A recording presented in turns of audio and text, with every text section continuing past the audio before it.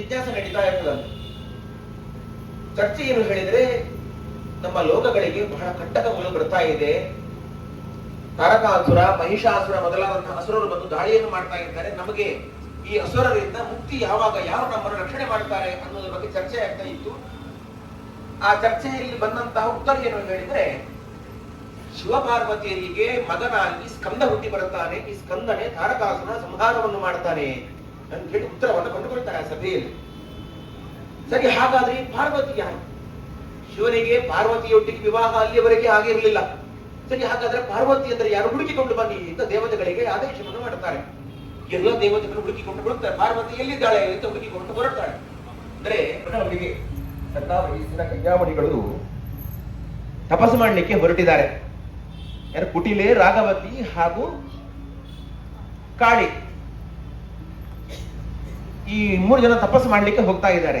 ತಪಸ್ಸು ಯಾಕೆ ಮಾಡ್ತಾ ಇದ್ದಾರೆ? ಶಿವನನ್ನ ಒಲಿಸಿಕೊಳ್ಬೇಕು, ಶಿವನನ್ನ ಪತಿಯನ್ನಾಗಿ ಮಾಡಿಕೊಳ್ಬೇಕು. ತಪಸ್ಸಿಗೆ ಹೋದ ವಿಷಯ ಇದೆಲ್ಲ ದೇವತೆಗಳಿಗೆ ಗೊತ್ತಾಯ್ತು. ಈ 3 ಜನ ತಪಸ್ಸು ಮಾಡ್ತಾ ಇದ್ದಾರೆ, 3 ಜನ ಹೆಣ್ಮಕ್ಳು ಅಂತ. ಆವಾಗ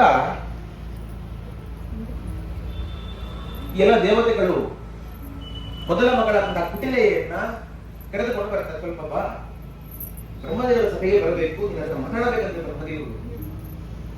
ಬ್ರಹ್ಮದೇವರ ಸಭೆಗೆ ಈ ಕುಟಿಲೆ ಬರ್ತಾಳೆ.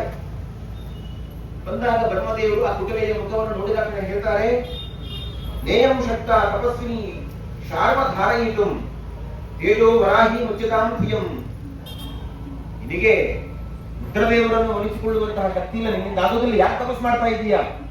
ನಿನಗ ಯೋಗ್ಯತೆ ಇಲ್ಲ ಅಂತ ಬ್ರಹ್ಮದೇವರು ಅವಳ ಮುಖವನ್ನು ನೋಡಿ ಕೂಡಲೇ ಹೇಳ್ತಾಳೆ. ಹೀಗೆ ಹೇಳಿದ ಕೂಡಲೇ ಆ ಕುಟಿಲೆಗೆ ಕೋಪ ಬರ್ತದೆ. ಏನ್ ಹೇಳ್ತಾ ಇದ್ದೀರಾ? ನನಗೆ ಸಾಮರ್ಥ್ಯ ಇಲ್ಲ ಅಂತ ಹೇಳ್ತಾ ಇದ್ದೀರಾ ಅಂತ ಕೋಪ ಬಂತು.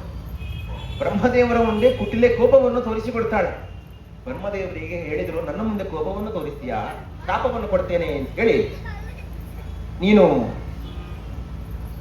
ನೀರಾಗಿ ಹರಿ ಅಂತೇಳಿ ಶಾಪವನ್ನು ಕೊಡ್ತಾರೆ. ಬ್ರಹ್ಮಲೋಕವನ್ನು ಆವರಿಸಿಕೊಂಡು ಅವಳು ನೀರಾಗಿ ಹಡಕು ಹೋಗ್ತಾಳೆ.